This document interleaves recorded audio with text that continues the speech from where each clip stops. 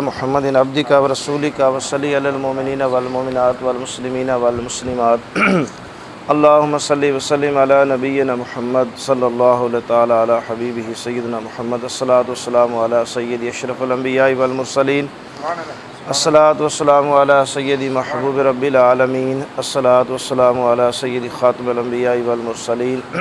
عزیزان محترم، اس وقت پوری دنیا میں کم و بیش 5 ارب سے زائد ایسے لوگ ہیں جن کو کلمے کی توفیق نہیں ہے۔ کتنے لوگ ہیں؟ 5 ارب سے زائد لوگ ہیں جو غیر مسلم ہیں، جن کے پاس کلمے کی دولت نہیں ہے۔ اور اللہ کے فضل اور کرم سے اس وقت پوری دنیا میں 1.5 ارب کے اور 2 ارب کے قریب مسلمان ہیں جن کو اللہ نے ایمان کی دولت نصیب فرمائی ہے۔ ذرا اس پہ سوچے کہ 5 ارب وہ لوگ ہیں جن کو کلمے کی توفیق نہیں، اور وہ لوگ ہیں جو جیسے ہی دنیا سے جائیں گے سیدھے جہنم میں چلے جائیں گے۔ آپ اور میں، ہم میں سے کوئی شخص ایسا، ہماری کوئی نیکی، ہمارا کوئی ایسا کام جو اللہ کو پسند آیا اور اللہ نے ہمیں ایمان کی دولت سے نواز دیا، یعنی کوئی نیکی ہماری تو تھی نہیں، نیکیاں تو بعد میں ہیں نا۔ ہم پیدا مسلمان ماں باپ کے گھروں میں ہوئے، ہمارے دادا مسلمان، پردادا مسلمان، ان کے والدین مسلمان۔ تو عزیزان محترم، جو میں آپ کو سمجھانے لگا ہوں بات کہ اللہ نے 5 ارب سے زائد لوگ ہیں انسان جو کلمہ گو نہیں ہیں، مسلمان نہیں ہیں، اور 1.5 ارب کے قریب لوگ ہیں جو مسلمان ہیں۔ ان 1.5 ارب میں آپ اور ہم سب شامل ہیں کہ اللہ نے ہمیں کلمہ عطا فرمایا ہے۔ تو جب بھی اللہ کو نعمت دے نا، نعمت دے، تو نبی پاک صلی اللہ علیہ وسلم کا حکم ہے کہ ایمان ملنے کے بعد سب سے زیادہ آپ اللہ کا شکر ادا کریں، اس پہ شکر ادا کریں کہ 5 ارب انسان ہے جو مسلمان نہیں ہیں، اور ہم ان 5 ارب انسانوں سے باہر نکل کے اللہ کے فضل اور کرم سے ہم وہ انسان ہیں جن کو اللہ نے ایمان کی دولت سے نوازا۔ اور یاد رکھے کہ جو بندہ کسی نعمت ملنے کے بعد 3 بار کہتا ہے نا الحمدللہ الحمدللہ اور الحمدللہ رب العالمین، اللہ پھر وہ نعمت دے کے واپس نہیں لیتا۔ اور جو بندہ اللہ کا شکر ادا نہیں کرتا، بعض کا دیکھا نبی پاک صلی اللہ علیہ وسلم نے فرمایا کہ بعض لوگ ایسے ہیں کہ دنیا میں مسلمان ہیں، جب جائیں گے تو ان کا ایمان ختم ہو جائے گا، یعنی زندگی میں ایسا کلمہ کفر بولیں گے کہ ان کا ایمان ختم ہو جائے گا۔ وہ دنیا میں رہیں گے تو مسلمان، جب خاتمہ ہوگا تو خاتمہ بالایمان نہیں ہوگا، خاتمہ بالکفر ہوگا۔ تو جب اللہ آپ کو رزق دے، اللہ آپ کو عزت دے، اللہ آپ کو تندرستی دے، اللہ آپ کو شان و شوکت دے، تو اس کا سب سے بہترین حل یہ ہے کہ آپ ہر نعمت ملنے کے بعد یہ پڑھا کریں الحمدللہ الحمدللہ الحمدللہ۔ اور یہ الفاظ نہیں ہیں کہ الحمدللہ کے بس ہم نے پڑھ دیا اور ثواب ہو جائے گا۔ ان الفاظوں کے اندر بہت بڑی طاقت اور تاثیر ہے، بہت بڑی طاقت ہے۔ جو بندہ اپنی زندگی میں آپ نے نماز ظہر ادا کی، آپ جیسے ہی نماز سے فارغ ہوئے فوراً پڑھیں الحمدللہ، اللہ تیرا شکر ہے۔ کتنے لوگ ہیں جو مسجد میں اذان سن کے نہیں آ سکے؟ اللہ کتنے لوگ ہیں جو ماہ رمضان میں روزے نہیں رکھ سکے؟ کتنے لوگ ہیں جن کے پاس لاکھوں کروڑوں روپے لیکن تو نے توفیق نہیں دی؟ وہ مر جائیں گے، اولادیں لڑائی کرے گی، جھگڑے کرے گی، فتنے کرے گی۔ جس طرح ہم کیا کہتے ہیں کہ جب میں مروں میرے پاس 4-5 دکانیں ہو، زمین ہو، گھر ہو، گاڑیاں ہو، میرے بچے خوشحال ہو جائیں، جبکہ یہ سوچ مسلمان مومن کی نہیں ہے۔ حضرت علی کرم اللہ وجہ الکریم جب دنیا سے جانے لگے، آپ کو شہید کر دیا گیا جامع مسجد کوفہ میں، آپ کے شدید زخم لگے، میں نے اپنی آنکھوں میں وہ جگہ ساری دیکھی ہے، اور الحمدللہ ہمیں وہاں کچھ نمازیں بھی ادا کرنے کا اللہ نے شرف عطا فرمایا کہ کئی ایکڑوں پہ مشتمل وہ جامع مسجد کوفہ ہے۔ اور جس بندے نے آپ کو قتل کیا، شہید کیا، عبد الرحمن ابن ملجم، اس بدبخت نے خانہ کعبے کی چھت پہ چڑھ کے اللہ کا قرآن ہاتھ میں پکڑ کے کہا تھا کہ ان قریب میں زمین سے ایک بہت بڑا فتنہ ختم کر دوں گا۔ وہ کہتا تھا کہ جتنا سچا میں ہوں، مجھ جیسا سچا بندہ ہی کوئی نہیں ہے۔ اور کعبے کے اوپر انہوں نے حلف لیا تھا 4-5 بندوں نے کہ تم نے حضرت میر معاویہ کو قتل کرنا، اور تم نے حضرت علی کرم اللہ وجہ الکریم کو قتل کرنا، یہ فتنہ مکے، یہ لڑائیاں ختم ہو جائیں، یہ مسلمان حکمران دو آپس میں لڑ رہے ہیں، جھگڑ رہے ہیں۔ انہوں نے اللہ کے گھر کی چھت پہ کھڑے ہو کے قرآن ہاتھ میں پکڑ کے، یہ شیطان نے ان کے دماغوں میں فتنہ بٹھا دیا کہ تم دو لوگوں کا قتل کرو گے، مسلمانوں کے اندر فسادات ختم ہو جائیں گے۔ جس دن حضرت علی کرم اللہ وجہ الکریم کی شہادت ہوئی ہے، آپ اپنے گھر سے نکلے ہیں، تقریباً 2 بازار چھوڑ کے تیسرا بازار جامع مسجد کوفہ ہے، آپ آتے ہیں، ہر گھر کا دروازہ کھٹکاتے ہیں، حی علی الصلاۃ، الصلاۃ خیر من النوم، اٹھو گھر والوں نماز کے لیے، نیند جو ہے وہ بہتر نہیں ہے، نماز بہتر ہے۔ آپ آتے جاتے ہیں، جیسے ہی آپ آ کے جامع مسجد میں نماز کے لیے کھڑے ہوتے ہیں، وہ بدبخت آپ کے پیٹ میں چھرا مار دیتا ہے اور پھر آپ جو ہے وہ بے ہوش ہو جاتے ہیں۔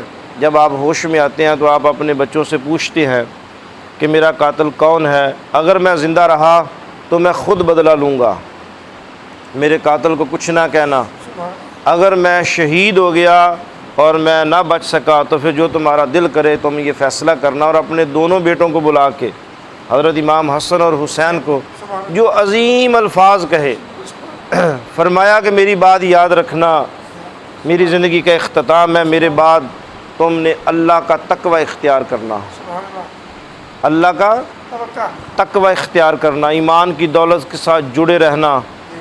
یہ نہیں کہا کہ اتنی زمینیں لے لینا، اتنی دکانیں لے لینا، اتنی مارکیٹ لے لینا، اتنا کاروبار، اتنی زمینیں میں بنا کے میں بادشاہ ہوں، امیر المومنین ہوں، خلیفۃ المسلمین ہوں۔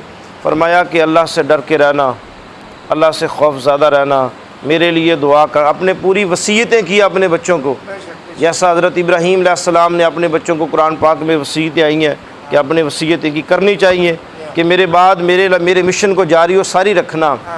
اب یہ دیکھیں کہ حضرت علی کرم اللہ وجہ الکریم نے جو اپنے بچوں کو وصیتیں کی کہ سب سے بڑی دولت ہے وہ ایمان کی دولت ہے، ایمان کے بعد یاد رکھے سب سے بڑی دولت کیا ہے؟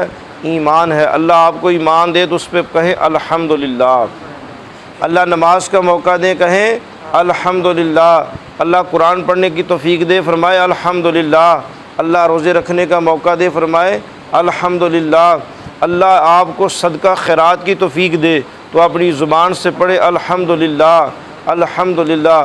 جو شخص ایک ایک قدم پہ الحمدللہ پڑھتا ہے، وہ جو بھی کام کر کے الحمدللہ پڑھے گا، اللہ اس کا وہ کام قبول بھی کرے گا اور اللہ دوبارہ کرنے کی توفیق بھی عطا فرمائے گا۔ اگر ایک بندہ نماز پڑھتا ہے اور وہ بڑے تکبر سے آیا، وضو کیا، نماز پڑھی اور تکبر سے چلا گیا، کوئی کلمات نہیں پڑھتا، تو میں نے اپنی آنکھوں میں دیکھا ہے اپنی زندگی میں کہ اذانیں دینے والے بعد میں زندگی میں مسجد کے قریب ہی نہیں آتے، اللہ ان سے اذانوں کی توفیق بھی چھین لیتا ہے، اللہ نمازوں کی توفیق بھی چھین لیتا ہے، اللہ صدقے خیرات کی توفیق بھی چھین لیتا ہے۔ تو نبی پاک صلی اللہ علیہ وسلم جب کوئی بھی فرض نماز پڑھتے تو نبی پاک صلی اللہ علیہ وسلم فرض نماز کے بعد یہ الفاظ پڑھا کرتے تھے الحمدللہ۔ کیا پڑھا کرتے تھے؟ الحمدللہ۔ اور فرمایا کرتے تھے کہ ایک شخص الحمدللہ پڑھے اور ایک شخص 500 گھوڑے جو ہے وہ صدقے میں دے، خیرات میں دے، جتنا 500 گھوڑے دینے کا ثواب ہے اتنا جو ہے ایک لفظ پڑھنے کا ثواب ہے الحمدللہ الحمدللہ الحمدللہ۔ یہ جو الفاظ ہیں نا، یہ الفاظ اللہ کو اتنے پیارے ہیں، اتنے پسند ہیں کہ اللہ نے اپنے قرآن کا آغاز ان الفاظ سے کیا الحمدللہ رب العالمین الحمدللہ رب العالمین۔ جب بھی کھانا کھائیں آپ کھانا کھانے سے پہلے بسم اللہ الرحمن الرحیم پڑھیں، اور جب کھانا کھا لیں تو کیا پڑھیں؟ الحمدللہ۔ کیا پڑھیں؟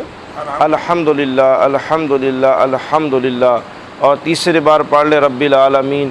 وہ کھانا آپ کے پیٹ میں جا کے بیماری نہیں بنے گا، شفا بنے گا۔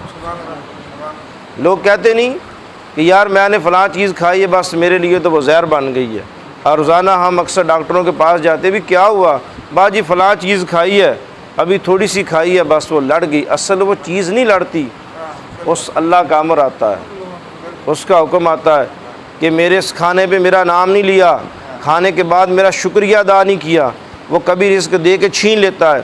اگر بندے کے پاس رزق ہو وہ بار بار کہے الحمدللہ الحمدللہ الحمدللہ، تو تو یہ بڑا آسان الفاظ ہیں، بڑے شاندار الفاظ ہیں، اللہ کو بڑے پیارے الفاظ ہیں، اللہ کے حبیب کو بڑے پیارے الفاظ ہیں۔ ایک ایک قدم پہ بار بار زندگی میں پڑھیں الحمدللہ، جو نعمت ملے کہیں الحمدللہ، پانی پئیں الحمدللہ، آپ سو کے اٹھیں الحمدللہ، اللہ تیرا شکر ہے کہ میں رات سویا ہوں، مجھے صبح اٹھنا نصیب ہوا، میں مر نہیں گیا، اللہ شکر ہے کہ فلاں کی کسی کی نبینے کو دیکھے تو پڑھیں الحمدللہ، اللہ تیرا شکر ہے میری آنکھیں ہیں، کسی بیمار کو دیکھے پڑھیں الحمدللہ، اللہ شکر ہے میں تندرست ہوں۔ یہ جو کلمہ ہے نا، یہ انسان کو دنیا اور آخرت میں سب سے بڑی ڈھال عطا فرماتا ہے۔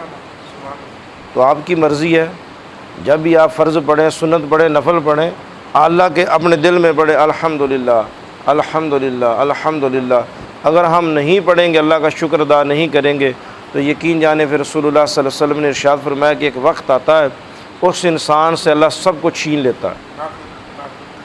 یہ نہ کہیں کہ میری محنت ہے، رزق میری محنت سے ہے، نہیں، رزق اس اللہ کی اطاعت سے ہے، عزت اس اللہ کی اطاعت سے ہے، تندرستی اس اللہ کی اطاعت سے ہے۔ آج ایک سیکنڈ لگے، دل کو آرڈر کرے کہ دل بند ہو جائے، اٹیک ہو جائے گا، آدمی مر جائے گا، گردوں کو آرڈر کرے بند ہو جو کام کرنا چھوڑ دو، معدے کے اندر ایسی تکلیف پیدا کر دے، جیسے حضرت موسیٰ علیہ السلام نے اللہ سے پوچھا، اللہ بیماری کہاں سے آتی ہے؟ فرمایا میں اللہ دیتا ہوں۔ بیماری کون دیتا ہے؟ اللہ دیتا ہے۔ فرمایا کہ یا اللہ شفا کہاں سے آتی ہے؟ فرمایا میں اللہ دیتا ہوں۔ بیماری بھی میں اللہ دیتا ہوں اور شفا بھی میں اللہ دیتا ہوں۔ تو فرمایا اللہ پھر ہمیں حکیموں کے پاس، طبیبوں کے پاس، ڈاکٹروں کے پاس کیوں جانا پڑتا ہے؟ فرمایا کہ وہ میں اپنے رنگ دکھاتا ہوں۔ کسی ڈاکٹر کے ہاتھ میں شفا نہیں ہے، ڈاکٹروں سے علاج کرواتے کرواتے بندے مر جاتے ہیں۔ شفا کس کے ہاتھ میں ہے؟ اللہ دیتا ہے۔ بیماری کون دیتا ہے؟ اللہ دیتا ہے۔ اور وہ اللہ کیا ہے؟ میرا مالک۔ ہم فرمایا کہ حکیم کے انتر رفیق اور واللہ طبیب، تم تو ایک رفیق ہو، حوصلہ دینے والے ہو۔ اللہ سمجھاتا ہے کہ میرا بندہ بیماری میں کیا کرتا ہے؟ شکوہ کرتا ہے، میرے سے گلے کرتا ہے، میں نے تندرستی دی، کتنا مجھے یاد کیا۔ اب جب بیمار ہو گیا ہے تو اب کیا کرتا ہے؟ اس بیماری سے پہلے اللہ کا شکر ادا کریں۔ اللہ تیرا شکر ہے تو نے مجھے تندرستی دی، اللہ تیرا شکر ہے تو نے مجھے باجماعت نماز ادا کرنے کی توفیق عطا فرمائی، اللہ تیرا شکر ہے تو نے مجھے ماہ رمضان کے روزے رکھنے کی توفیق عطا فرمائی، اللہ تیرا شکر ہے تو نے مجھے مسجد میں آنے کی توفیق عطا فرمائی، اللہ تیرا شکر ہے تو نے مجھے اپنے محبوب کی محبت عطا فرمائی، اللہ تیرا شکر ہے کہ تو نے مجھے جو ہے وہ قرآن پاک پڑھنا، سنا، اس پہ عمل کی توفیق عطا فرمائی۔ تو اپنی زندگی میں الحمدللہ الحمدللہ الحمدللہ، انشاءاللہ آج کے بعد جب بھی آپ کو کوئی اللہ نعمت دے تو 3 بار جب آپ یہ لفظ پڑھیں گے نا الحمدللہ الحمدللہ الحمدللہ، تو وہ نعمت جو اللہ نے آپ کو دی ہے آپ نے اس کا حق ادا کر دیا۔ اگر آپ نہیں پڑھیں گے تو پھر یاد رکھیے اللہ پھر چھین بھی لیتا ہے، وہ ایسا انسان کو چکر دے گا کہ انسان کا سارا کچھ تباہ و برباد ہو جائے گا۔ اس سے پہلے کہ اللہ تبارک و تعالی ہمیں نعمتیں دے کے واپس لے، اللہ تبارک و تعالی ہمیں عافیت والی زندگی عطا فرمائے، عافیت والی آخرت عطا فرمائے۔ اللہم انی اسألک العفو والعافیہ فی الدنیا والآخرہ۔ اللہ تبارک و تعالی ہمارا پڑھنا سننا قبول و منظور فرمائے، آمین ثم آمین یا رب العالمین۔